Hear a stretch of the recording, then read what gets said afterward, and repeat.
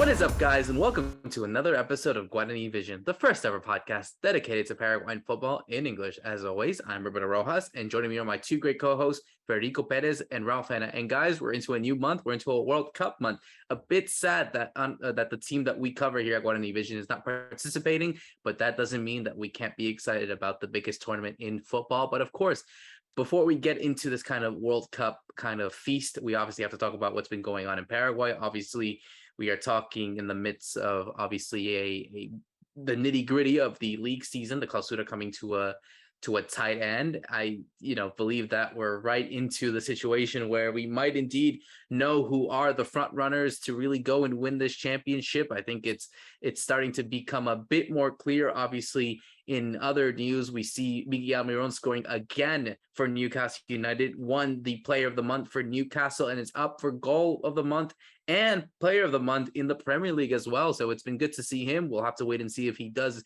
complete a clean sweep and win all those awards. And not before we do see some change happening in Paraguay. Or is it change? We have to talk about what's been going on in the APF. But first, let me get my co-host in here, Fede Perez. I mean, certainly we can segue into that because we do have some news right from the get-go from last night. The Paraguayan FA has seen basically the same changes happening, with Robert Harrison continuing on as president, a 180 of what really was supposed to be the case of him not running for re-election. They have reversed their minds and decided to keep on him for 4 years, and it's divided opinion, I should say, over there in Paraguay. Wouldn't you say, Fede? Yeah, totally, Roberto. I mean, this is a president that's had his problems, especially making it to the World Cups.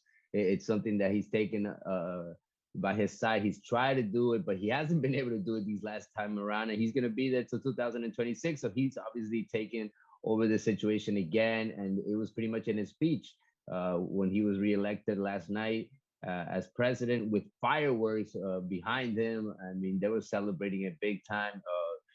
No one else went up against him. I think the only one that tried to do it was Miguel Figueredo, former president of Sol de America, but he ended up being a vice president in this new list that was presented last night. So he's going to take that role and will probably be close again to that men's national team like he was back in Ramon Diaz days. He's pretty good in the locker room. Hopefully that's good for our national team. We'll see what changes come around. Obviously, Robert Harrison has to make it to the World Cup. There's been a growth to stand out in the FA here in Paraguay. I mean, we're always talking about the new facilities, the new training grounds that the FA is opening here, not only in Asunción but the surroundings. I mean, football is really growing here in Paraguay. We got a new stadium in Encarnacion. Obviously, that's not all on the FA, but it is going to be used by the Paraguayan Association. So it is very important. And I'm talking about that stadium because we got the final of the Copa Paraguay happening also as we're recording today. Probably people, as they hear this, will already know who's champion. And I don't know if we're going to know who's the champion already of the Clausura this weekend, but it could happen. It's going to be very interesting. We got two last games for Olimpia, for Nacional, which are the big runner-ups.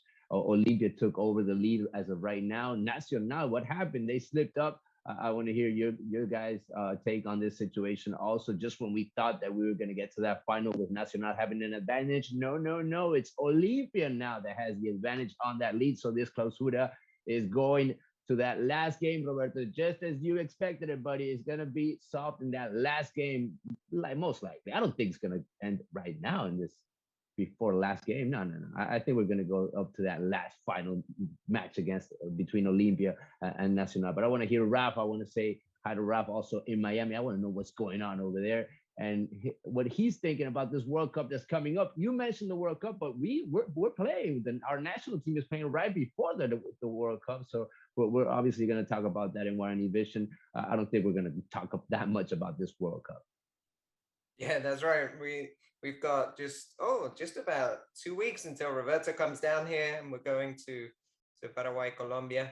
We're still waiting for the list though from Guillermo Barros Quilotto to see who will be accompanying us down here in Miami. But looking forward to that one, and yeah, lots of changes. I mean, you mentioned lots of changes and not so many changes. Robert Harrison is is going to become, I think, the second longest serving president ever of the FA, behind his own father, Oscar Harrison. So keeping it in the family there, with this very long tenure. And some of the stuff he's done in women's football is worth mentioning, with the new CAFEM, which is the high performance center that's been opened. And actually the girls are getting ready. We're talking about the Paraguay men's friendly, but the women's friendly, they're going to Jamaica for 2 games against Jamaica, as they continue to warm up for what's going to be the intercontinental playoffs. So they'll be using and they'll be training in that new center for the first time as they prepare for that game, which is good to see.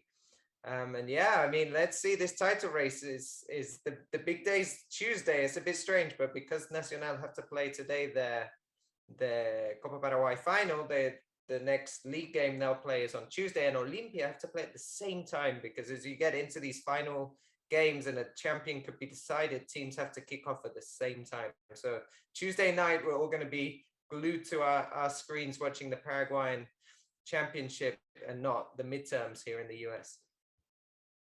Definitely one of more drama to go through in Paraguay rather than here in the States, where it could indeed be divided. But other than that, we're not going to go into politics in this one. We talk about that too much here in the States, and even on our own sake for Guarani Vision. Let's go into what we saw in this Clausura race so far, because we did see some games happening this weekend, some results that I think obviously have definitely put in some permutations into the way that the season could be defined. As you had mentioned beforehand, we did see some teams drop points. But before we get into that, we see Olimpia taking on now officially relegated 12 de Octubre of Itagua. They'll be playing in the second division next year in the Intermedia.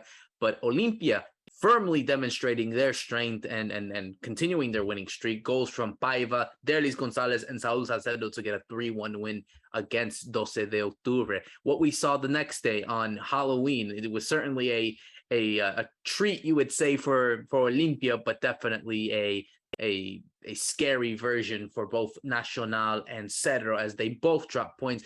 Nacional losing to Tacuaru, a Tacuaru side that could still qualify for a continental competition.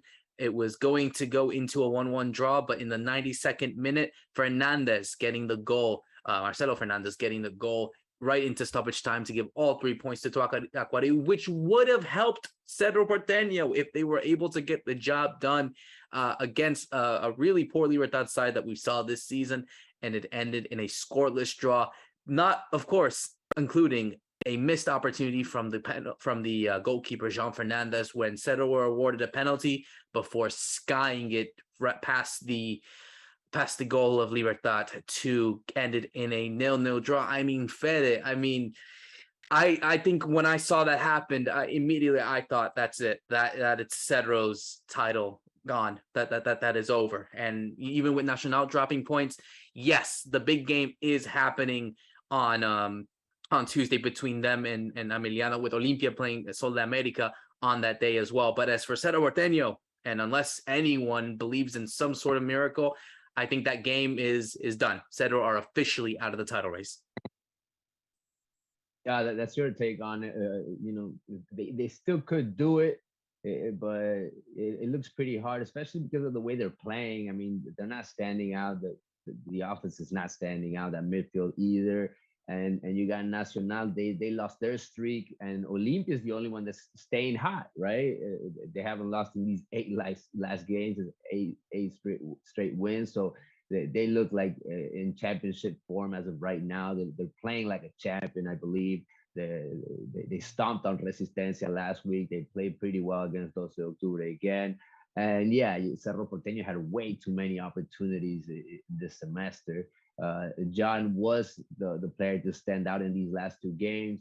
He stopped so many balls against General Caballero. He was the best player in that match. And then you had this game against Libertad, where Cerro needed to win. They went into Libertad's ground, where Libertad hasn't lost that much this year. It was going to be a hard game for them. So they had to take the opportunities, and John did not respond well in that penalty. And this is not the first time he's done that. I mean, this is the second penalty he's taken this year. He did it against 12 de Octubre in Itagua, and he missed it. Also, he missed the whole goal. I mean, the goalkeeper didn't take it away from him. He just couldn't respond. He hasn't hit that ball really well. and he's had chances from free kicks also. He likes the spotlight. He wants to take over in certain situations, and it was not pretty, seeing that ball fly so far away from the goal, and John pretty much taking his gloves to his face and being really ashamed of the situation. It's not the way you want to see it. I would love to see a John make those calls and have a goalkeeper that's really good. I believe for the Paraguayan league, a Brazilian goalkeeper that just said a couple of days ago he wants to be Paraguayan. His son is going to be born here. His family is established here. He feels pretty comfortable in Paraguay. And then you had Chilavert, Jose Luis Chilavert, a legend here in Paraguay, talking great things about John. And his opportunities have come around, but he has not taken them pretty well. And it was not pretty, Ralph. I mean, to see him have that situation, that opportunity, and not respond to his teammates, especially because it probably wasn't nice in that locker room. When you have an opportunity like that and you miss it, teammates are not really good with you in those tough moments.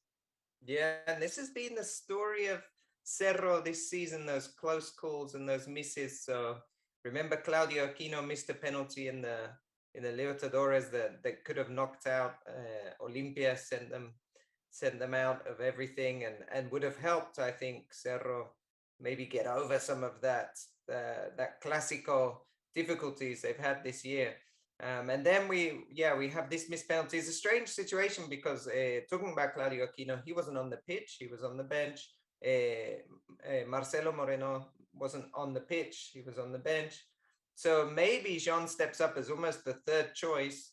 But there are other players there that I think can take a good penalty. You have Carrizo, for example. But yeah, it was almost, we don't seem to have anybody naturally stepping up. So here comes Jean, who, like Fede says, he likes the spotlight. He's not short of confidence, but maybe wasn't the best person with that, not always known for his cool mentality to take that key penalty. And then just thinking about Cerro as I think they are out of this title race is mathematically possible, but it's very difficult. They had two games, I think, where they gave up the lead in the very late on. I think it's Guarani and maybe Guarani. And those two games you look back on, and if they built their style around a good defense, right? They've been a very strong defense, and they just let it slip in those late stages of those two games. Those extra 4 points would have them top of the league right now. So a lot of people talk about the Clásico or maybe not winning this game against Libertad, but those are the hard games, right? We're talking about playing at home against teams you should win, and they let it slip in really the dying minutes in both of those matches. And Nacional have now done the same after a long time of being up there. They let that goal in very late, and it was a bit chaotic because the ball there was a good finish by Marcelo Fernandez for Tacuaru to give them the winner, but the ball is going like up in the air and no one's really dealing with it, and people are letting it bounce, and you're just thinking, look at the time, just get the ball out somehow. And Nacional couldn't do that, and now it puts Olimpia in the driving seat. And what Olimpia are doing really well that I don't think the other teams have been able to do recently is they just start so well. We talked about it before, like early goals.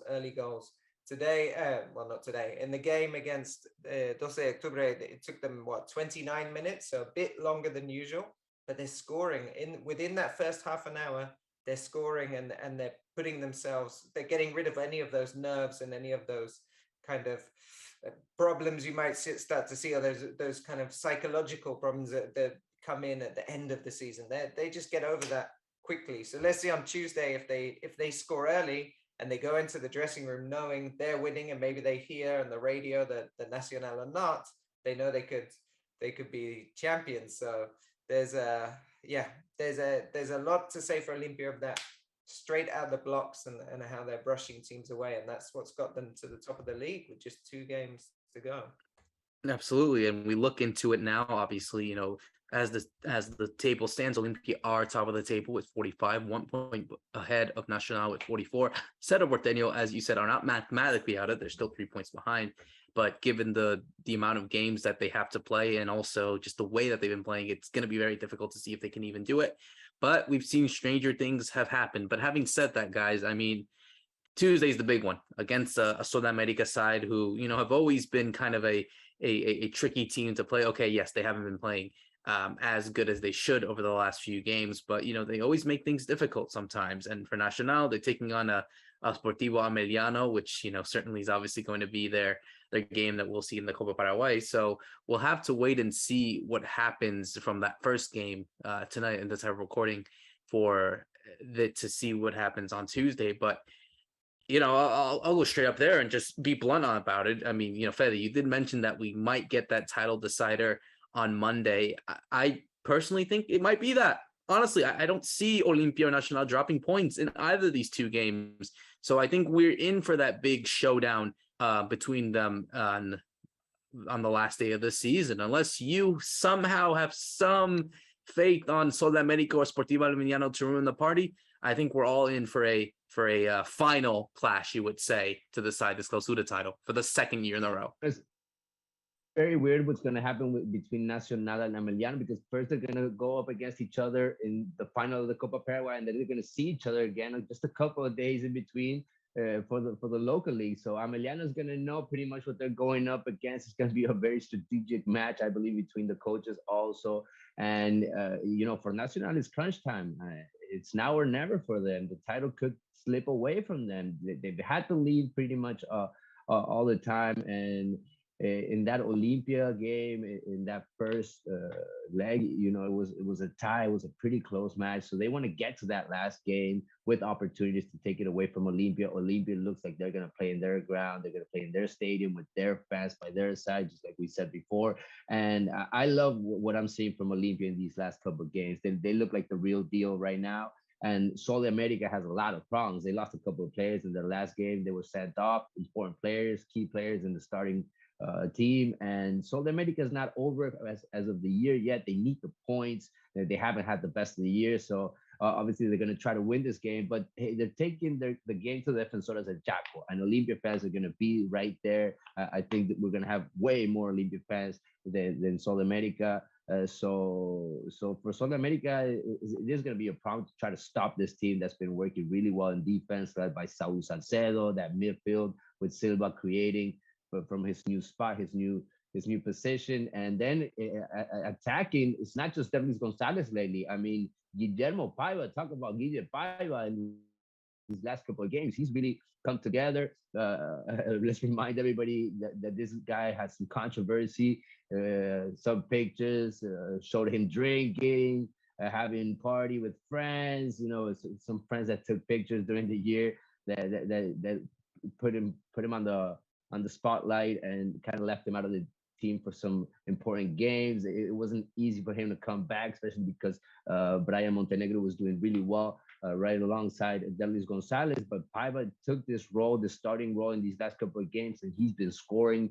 He led the way the other day against 12 Octubre. It's been 15 goals for him this season, and some of them have been golazos. Look at those goals that he's been scoring. And Guille Paiva has really looked like his best form in the Paraguayan league. He's 25 right now. And I was just listening to his manager the other day saying, hey, this guy already has a couple of offers from Brazil, from MLS. It could be that kind of season for him also, end the year with the title with Olimpia and then take that leap. It could be that kind of year for several players of Olimpia. Olimpia has financial situations. They're going to have to sell a couple of players. And I think Guille Paiva, he ends the year this way. He could be one of those big sells for Olimpia. Not the only one, but I'm already looking forward. I'm looking beyond the title, Roberto, because it is that time of the year, that end of the year.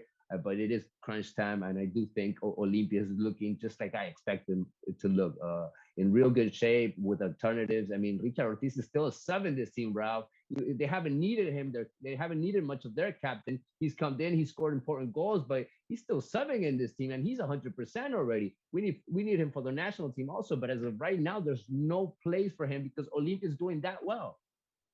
Yeah, Olimpia doing very well, and their opponents on Tuesday, Sol, are going to be without some of their key players that were sent off in the game leading up to this. So they're without the ex-Olimpia player Roberto Rojas. He was sent off, and you're looking and you're just thinking player for player. It's going to be very hard for Sol de America to get something out of this game. But talking about them, the opponents, is worth mentioning. There are a couple of players maybe that could look to do something. You have the all-time top scorer in Paraguayan football, Santiago Salcedo, who played for a long time for Cerro. And I think he scored against Olimpia actually the last time they met this year. He's 41 years old now, but he's still in great shape. He's still finding the net. And then you have playing with him actually is a kid, Gianluca Fatecha, who came through the Olimpia ranks, but was never really given his chance. So talking about probably came through maybe around the same time as your Paivas and those kind of people. I guess he must be around the same age, maybe a bit younger. But he might have that idea in Paraguay. We talk about la ley del ex, the law of the ex that always scores against your former club. So those two could have something to say in this game, but otherwise is what Fede's been mentioning. There's Olimpia looks so good, but there's so many players now that are coming in and performing when they need to, and that's why Richard Ortiz isn't even on the pitch. And the great thing for Olimpia is knowing he's on the bench is they can always feel they can upgrade, right? If things aren't going well, you can bring on Richard Ortiz and you can upgrade, you can play better. For now, in the 3 games he's come on and he scored as a substitute, which is not his role, he's come on really to see out the game or just to the game's already won. But you know that if they really needed to count on him, he's the perfect player to do that. So all looking really good for Olimpia going into that game against Sol.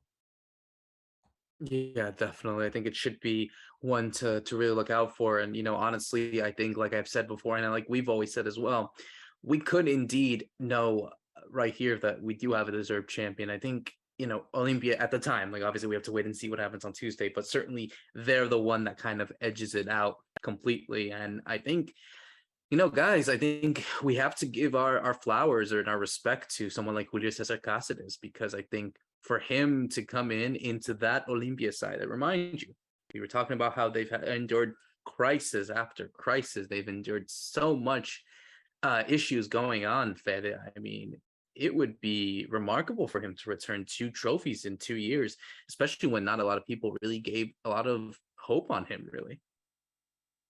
Yeah, it was not easy. I mean, let's remember how the year started, right? With Roque Santa Cruz leaving that locker room, probably the leader in that locker room, and they needed to get the best version out of Delis Gonzalez also, which had not been seen because of some injuries last year. So if you look at everything that Julio Cáceres has put together, from the goalkeeper, finding the starting goalkeeper with Olveira, who has just been awesome this year, finding the right defense, moving the players around, obviously at the beginning of the season with Antolín Alcaraz, Saúl Salcedo, moving Mateo Gamarra from the left side to a center position in that defense. I mean, he's found alternatives and he's found solutions, and he's been working on this team. I mean, this team looks better right now, treating the ball also in that midfield, especially with Ale Silva in that new spot. That's something that I'm actually surprised about. I did not think he was going to feel that comfortable playing as a center midfielder as he's been playing right now, because most of his career he's been playing alongside the line right there on the right side. And he's found alternatives because Hugo Fernandez also came back in the second semester, and he's been a very important player also, playing by the sides with Fernando Cardoso, a player that's been pretty much regular all year around. He had a good Libertadores, and he's staying in shape, just like Delis Gonzalez. So when you have players that are stable, that are always playing pretty much with a B plus, I would say, grading them. They never play below that, to be honest. Olimpia knows what they're doing, and comparing their situation to Cerro Porteño, they won all the big games, Ralph. They beat Cerro Porteño. They won important games, important finals, also in Libertadores, to make it to a stage where nobody thought they would make it. So this team has had more ups than downs in 2022, and they could end the year with a championship. I just think it would be huge for them and for their fans, which are very excited also to end the year with the title and have Cerro Porteño with nothing, because that's also something that's very important here at the end of the year. You know, who took the titles? It was Libertad at the Apertura. Cerro did not win anything, and Olimpia could end the year with their big smile, and Cerro Porteño pretty much empty-handed. Yeah, it'd be incredible for Cerro would finish on nearly 100 points in the year, because they can still get to, I think, 98 points and not win anything, which is very rare. But that maybe shows 2 things. One, the quality that's around in Paraguayan football, but also I think how important some of that mental and I suppose winning when it counts moments as well, and that's what Olympia found. And just talking about Olympia and being deserving of the title. I mean, they've outscored everybody. The nearest, they scored 39 goals. I think Nacional scored 29. So they've outscored everybody. They're unbeaten at home.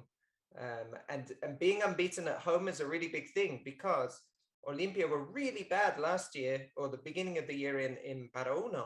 They just couldn't win there. It was like they had like a curse on the stadium. People were actually worried about it, what was going on here. And now they've and I think partly was that they were playing badly and the crowd weren't with them. And so Julio Cesar Cáceres has managed to turn that round internally in the locker room and got them playing well. And so they're unbeaten at home. They've scored more goals than everybody else. And they're definitely doing very well. And for Cerro, who would go home empty-handed, it does seem very unlucky for Cerro. They've probably done better than deserves winning nothing. Remember, they got a record points total for the runners-up in that Apertura. They were brilliant alongside Libertad. It was just that Libertad were unstoppable with all the kind of resources they have. But yeah, let's see how it plays out. Of course, we haven't spoken much about Nacional, but it's just worth mentioning that Nacional, that slip up against Tacuary really was the antithesis of what they've been doing this year. They'd actually been very good at holding on, and they've been very good defensively. So let's see how it plays out, because of course, if Nacional win on Tuesday, and we'll assume Olympia win, then it still goes to that head-to-head game, which anything could happen. It's not crazy to think that Nacional could beat Olympia on their day, because they proved that they're good enough. Yeah, definitely. I think it's a testament to the side that Pedro Sarabia has put on this team. And, I think as well, it would be even a better story because Nacional, they're not historically giants. They don't win a lot of trophies anyway, Fede. And, just going to close it out here with talking about Nacional, because, for them, they've always been considered, and mind you, this is a side that has achieved more internationally than Cerro has, making it to a Copa Libertadores final. And the fact that it's a side that, yeah, it's always around, but they've always punched above their own weight, being that kind of neutral side. And, they haven't won a title in almost 10 years. The last time was the 2013 Apertura. Before that, the 2011 title, and then in 2009. And then they went so many decades without winning it. So to win a fourth title when you're competing with the likes of Libertad, Olimpia, Cerro and Guarani, to win a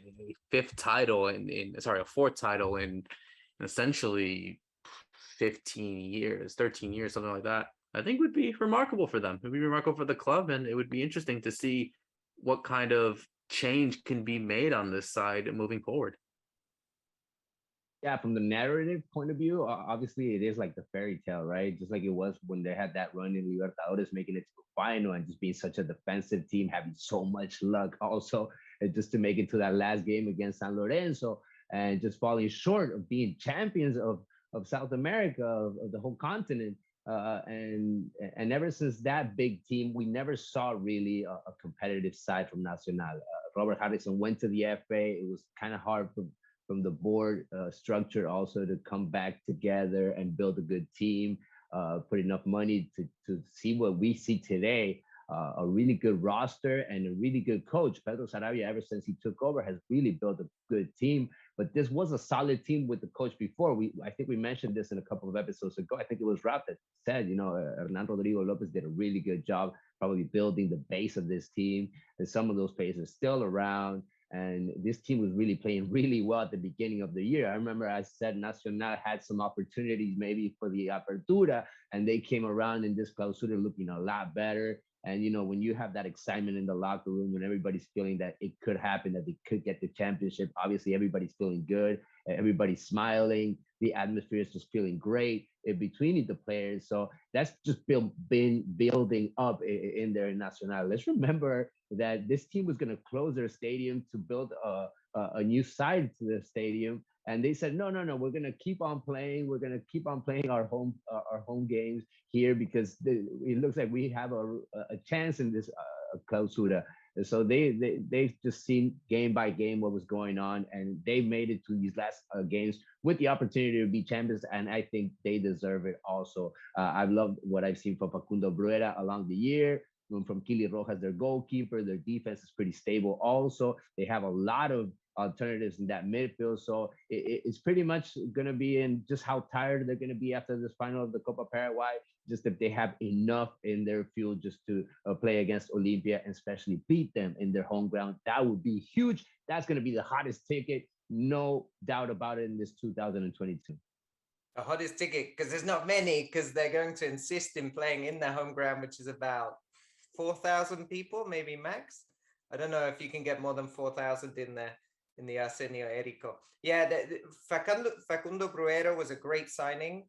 Like how they found this guy playing in, I think in the second division in Argentina, maybe, or even third division.